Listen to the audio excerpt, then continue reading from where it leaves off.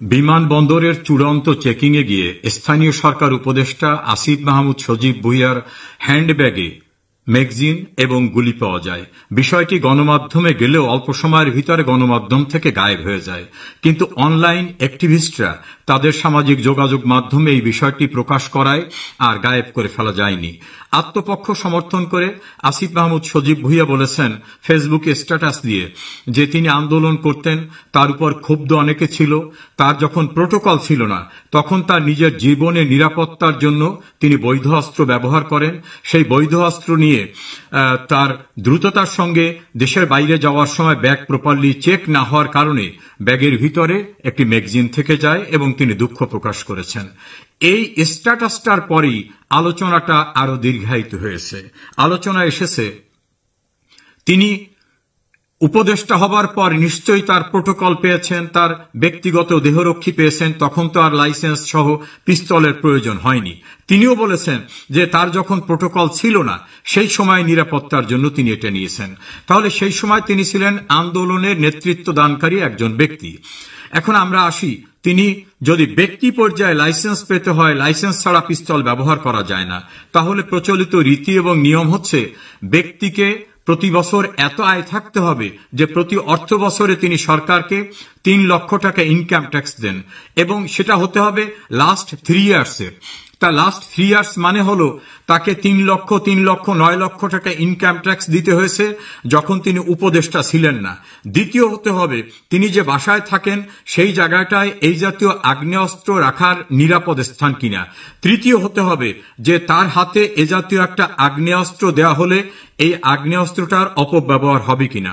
তিনি যখন সহিংস আন্দোলনে ছিলেন সেই সময় শেখ হাসিনা প্রশাসন ক্ষমতায় ছিল। তাহলে শেখ হাসিনা প্রশাসনের যারা বিভিন্ন সংস্থা তারা কি রিপোর্ট দিয়ে বলেছে যে এই লোকের কাছে একটা বৈধ অস্ত্র থাকা নিরাপদ হবে?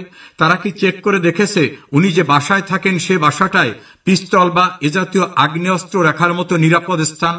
তারা কি রিপোর্ট দিয়ে বলেছে যে ওনার এত ইনকাম, যিনি প্রতি বছর সরকারকে লাস্ট 3 ইয়ার্সে ৯ লক্ষ টাকা ইনকাম দিয়েছেন এবং অথরিটি কি বিবেচনা করেছিলেন যে এই জাতীয় একটা ব্যক্তি উনি যার নিরাপত্তার জন্য এই জাতীয় লাইসেন্স দেওয়া দরকার?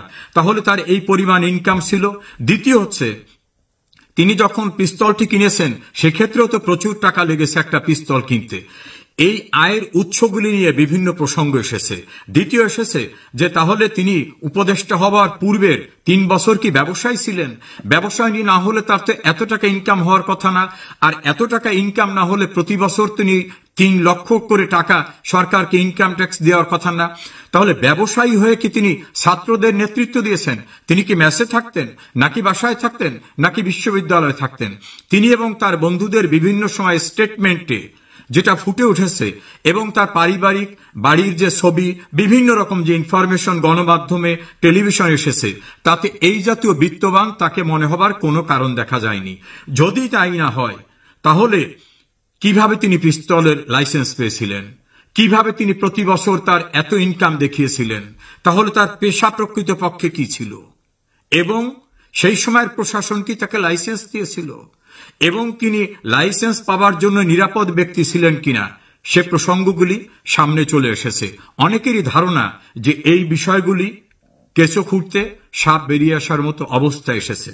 এরপরে আলোচনা এসেছে বিমানবন্দরে অস্ত্র নিয়ে ঢোকা সম্পূর্ণরূপে নিষিদ্ধ, আমরা বলতে পারি বেআইনি। তাহলে ফার্স্ট চেকিং সেন্টার থেকে কিভাবে তার হ্যান্ডব্যাগের ভিতরে এই জাতীয় আর্মস এমুনেশন থাকলো যেটা সেখানে ডিটেক্ট হলো না? ডিটেক্ট না হলে যারা দায়িত্বে ছিলেন বা যে মেশিন থেকে ডিটেক্ট করা হয়েছে সেই মেশিনে কি এটা ধরা পড়েনি?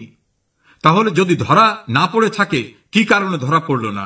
আর যাদের কাছ থেকে এটা এসকেপড হয়ে গেল তাদের বিরুদ্ধে কোনো ব্যবস্থা নেওয়া হয়েছে কিনা?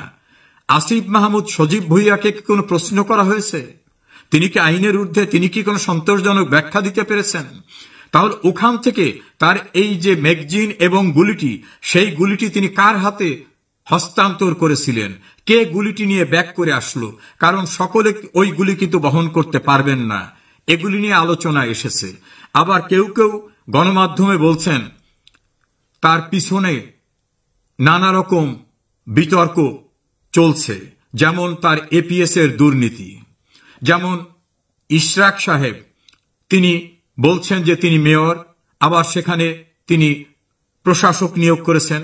অন্য সিটি কর্পোরেশনে তার প্রশাসক নিয়োগ নিয়ে ইশরাক বলছেন ব্যাপক আর্থিক লেনদেনের অভিযোগ করেছেন। সবকিছু মিলে পিছু ছাড়ছে না নানা রকম বিতর্ক আসিফ মাহমুদ সজীব ভুঁইয়াকে। সরকারের পক্ষ থেকে এ বিষয়ে কোনো ব্যাখ্যা এখনো দেয়া হয়নি। আমরা আশা করব যে একটা ব্যাখ্যা দেয়া হবে। যদি সন্তোষজনক ব্যাখ্যা হয় নিশ্চয়ই সেটা গ্রহণযোগ্য। ব্যাখ্যা সন্তোষজনক না হলে একথা ভাবার কোনো অবকাশ নাই যে আসিফ মাহমুদ সজীব ভুঁইয়া আইনের ঊর্ধ্বে। কেঁচো খুঁড়তে সাপ বেরিয়ে আসতে পারে এ আশঙ্কা অনেকেরই।